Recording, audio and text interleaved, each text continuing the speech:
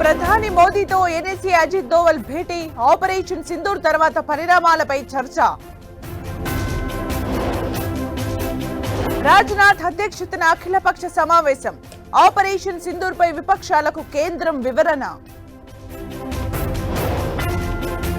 Pak army కాల్పుల్లో భారత జవాన్ మృతి, కన్నీరు మున్నీరుగా విలపిస్తున్న కుటుంబ సభ్యులు. మే 10 వరకు 21 ఎయిర్పోర్టులు మూసివేత, భారత్ పాక్ ఉద్రిక్తతల వేళ కేంద్రం నిర్ణయం. ఆపరేషన్ సింధూర్ పై పాక్ తప్పుడు ప్రచారం, ఫేక్ వార్తలతో తృప్తి పొందుతున్న దాయాది. పాక్ ఆర్మీపై బలూచ్ లిబరేషన్ ఆర్మీ దాడులు, ఐఈడీ పేలుడులో 14 మంది పాక్ సైనికులు మృతి. ఆపరేషన్ సింధూర్ పై ప్రశంసలు, ప్రధాని మోదీని అభినందిస్తూ శివసేన ఫ్లెక్సీలు.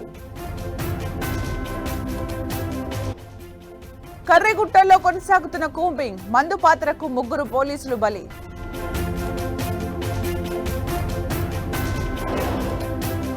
కాసేపట్లో ఏపీ కేబినెట్ సమావేశం, అమరావతికి చట్టబద్ధత కల్పించే ప్రతిపాదనకు ఆమోదం.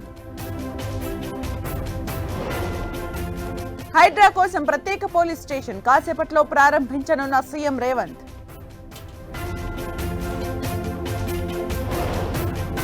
భారీగా పెరిగిన బంగారం ధర, 1,00,000కు అడుగు దూరంలో గోల్డ్ రేట్.